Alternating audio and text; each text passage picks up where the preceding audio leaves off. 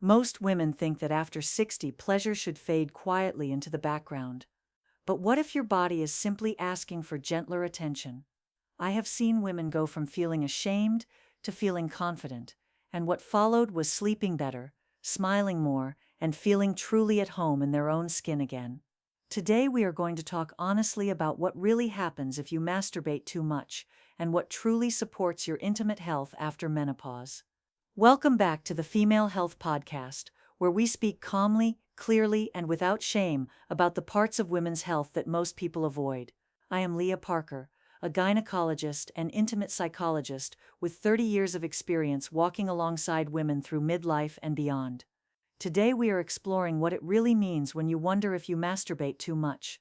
To make this clear, we will talk about a woman's desire after menopause, how to tell healthy habits from compulsive patterns, and how to make self-pleasure comfortable and safe for your body right now.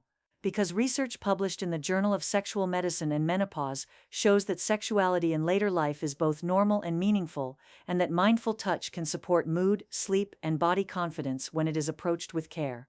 Before we dive in, I would love for you to join our community. When you subscribe, you are saying yes to gentle conversations that respect your pace, your privacy, and your wisdom. If this episode helps you, please give it a thumbs up and subscribe so you do not miss what is coming next. Now, I also want to pause here to acknowledge something important. For many women, this subject still feels like a heavy secret. You may have been told by your mother, by your church, or by society at large that touching yourself is dirty, selfish, or something you were supposed to grow out of. That silence has been passed down from generation to generation, and it can leave even the most confident woman carrying quiet shame. But let me tell you this, there is nothing shameful about knowing your own body. The real harm does not come from the act itself, but from the silence and guilt that surround it. When we do not talk about these things, we cut ourselves off from our own comfort, our own pleasure, and often from our partners as well. I have sat across from women in their 60s, 70s, even 80s, who whispered their questions with tears in their eyes because they had never once spoken them aloud. And when I told them it was not only normal but also healthy, I watched their shoulders drop, as if a weight they had carried for decades had finally lifted. So let me reassure you, woman to woman, you are not alone in this, you are not strange, you are not broken, and you are certainly not too old.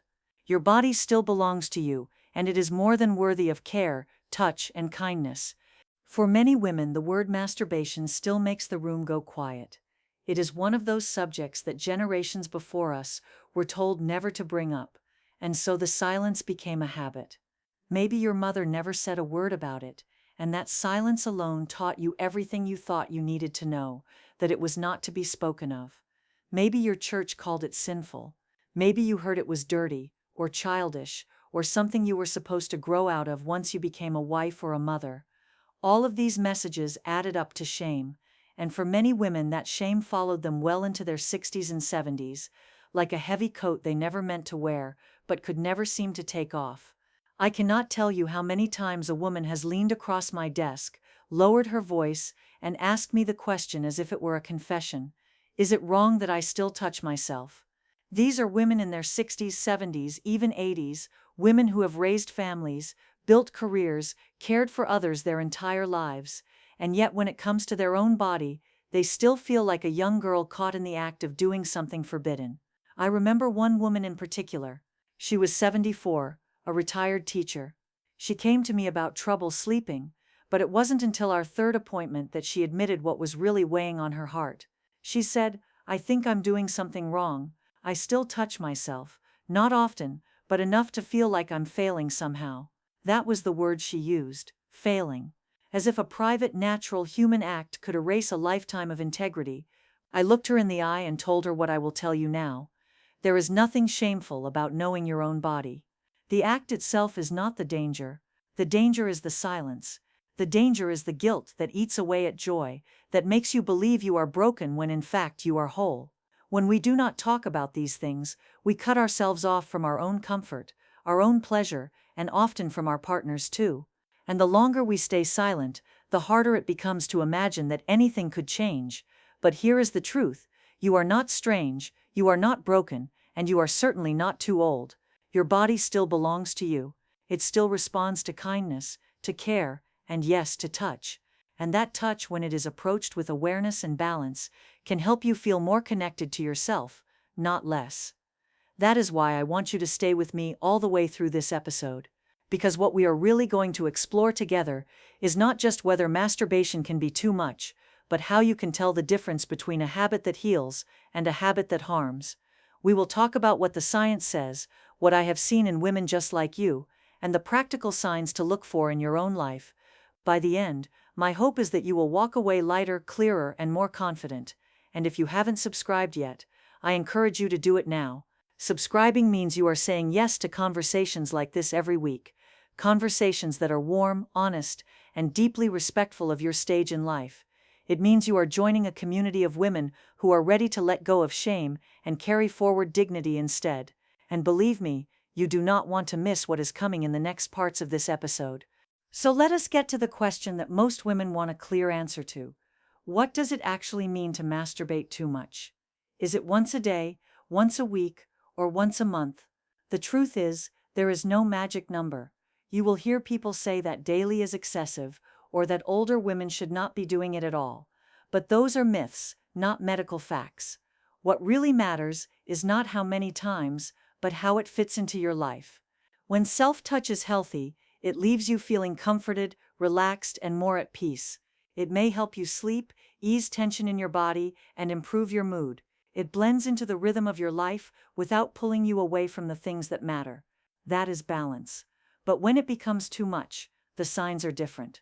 You may notice yourself staying up late because you cannot stop, or avoiding social plans because you would rather be alone. You may feel sore, irritated, or drained afterward. You might even find yourself doing it out of restlessness rather than real desire, almost as if your body is on autopilot. That is not balance. That is a signal to pause. Think of it this way.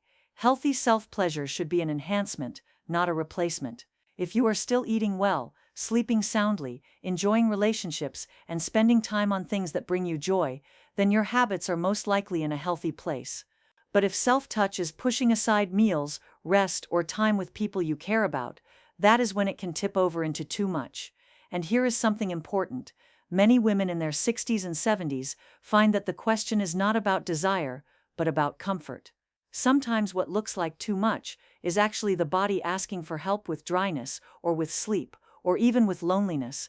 And once those deeper needs are addressed, the habit naturally balances itself again. So if you have been wondering whether you are overdoing it, do not look for a number. Look at how it leaves you feeling. Look at how it fits into your life. That is where the real answer lies. Stay with me, because in the next part we will explore the surprising benefits that masturbation can bring after menopause, benefits for your body, your sleep, and even your confidence. And if you have not yet subscribed, take a moment now. That way you will be the first to know when every new conversation like this one is released. Now that we have talked about what too much really means, let us turn to the benefits, the reasons why self-pleasure can actually support your health after menopause. Because here is the truth. When practiced with balance, masturbation is not only safe, it can be deeply restorative. One of the clearest benefits is circulation. After menopause, blood flow to the pelvic area naturally slows down, which can contribute to dryness, discomfort, and even urinary problems. Gentle, regular self-stimulation helps keep that circulation alive. It is like a reminder to the body, this area still matters, keep it healthy. Many women find that this simple act makes intimacy with a partner more comfortable too. Then there is the role it plays in sleep. We know that after 60, sleep can become harder to come by, whether it is from waking at night to urinate, medication side effects, or simply changes in the body's natural rhythm. Self-pleasure can help calm the nervous system, lower stress hormones, and ease you into more restful sleep. It is not a cure for insomnia, but for many women it is a gentle, natural aid that helps them feel more settled at night. Emotionally, the benefits can be just as powerful. Taking time to connect with your body, even privately, can lift mood, reduce anxiety, and help ease feelings of loneliness. It can rebuild confidence in a body that may feel unfamiliar after menopause. It reminds you that pleasure is still yours to claim, not something you had to leave behind with youth. And finally, there is the impact on hormones. While masturbation does not reverse menopause, it does help keep your body's hormonal rhythms engaged.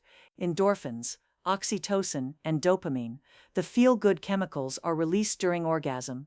These not only support emotional well-being, but also help with relaxation and even pain relief. So when approached with care, masturbation is not a guilty secret. It is a tool, a way to maintain your health, your sleep, and your confidence. But of course, as with all things, balance matters. And that is why in the next part, we are going to look at the other side, the risks when self-pleasure becomes too frequent, too harsh, or too secretive. Before we move there, if this conversation has been helping you, please do not forget to subscribe. When you subscribe, you are choosing to keep these honest, respectful talks flowing into your life every week, and I promise you will not want to miss the truths we uncover next. We have spoken about the benefits, but like anything in health, balance matters. So let us take a closer look at the risks, because while self-pleasure is not harmful in itself, it can become uncomfortable or even disruptive when the balance tips too far. The first risk is physical. As we age, our skin becomes thinner and more delicate. That means too much friction, especially without lubrication, can lead to irritation, soreness, or even small injuries. Unlike younger skin, it may take longer to heal, so paying attention to comfort is essential. A little lubrication can go a long way, and so can pacing yourself gently. The second risk is emotional. For some women, self-pleasure becomes less about desire and more about escape. Instead of being a choice, it begins to feel like a compulsion. Maybe you notice yourself reaching for it out of boredom, stress, or habit, even when it no longer leaves you feeling satisfied. That shift from chosen to automatic is a red flag, not because masturbation itself is wrong, but because it may be covering up deeper needs like loneliness, grief, or anxiety. There is also the matter of secrecy. Many women tell me they feel guilty, especially if they are in a relationship, and worry that their partner would not understand. When masturbation is hidden and wrapped in shame, it can create distance instead of connection. But when it is acknowledged openly, it can actually bring partners closer, showing that intimacy is still valued in many forms. Finally, there is the risk of it interfering with daily life. If you are losing sleep, avoiding social time, or feeling more drained than restored, that is when it is worth pausing and asking, is this still serving me, or am I serving it? So the message here is not that masturbation is dangerous, it is that anything, when done in excess or in secrecy, can begin to take away more than it gives.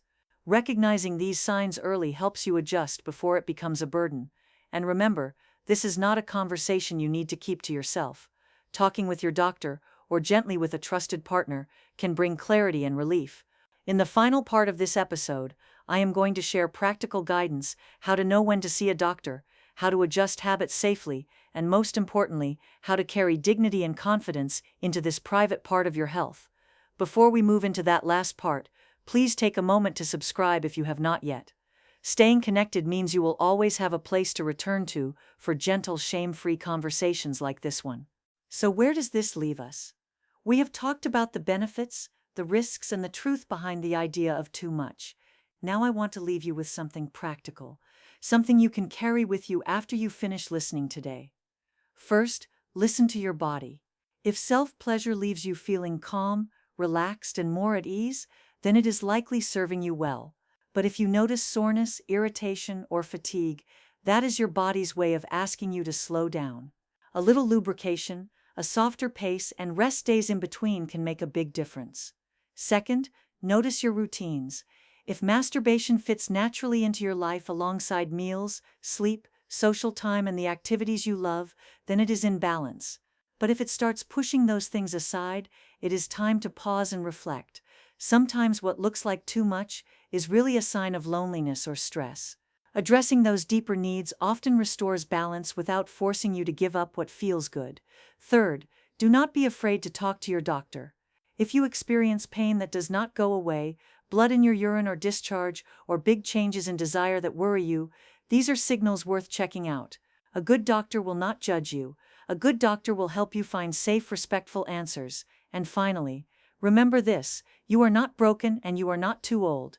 Your body is still yours, and you still deserve to feel connected to it with dignity, confidence, and curiosity. Masturbation after menopause is not about indulgence, it is about self-care. It is about reminding yourself that you still matter. So I encourage you, if this conversation has lifted some of the shame you have been carrying, if it has given you clarity or simply made you feel less alone, please subscribe. Subscribing is not just about clicking a button, it is about saying yes to a community of women who are ready to step out of silence and into self-respect, and I would love for you to be part of it.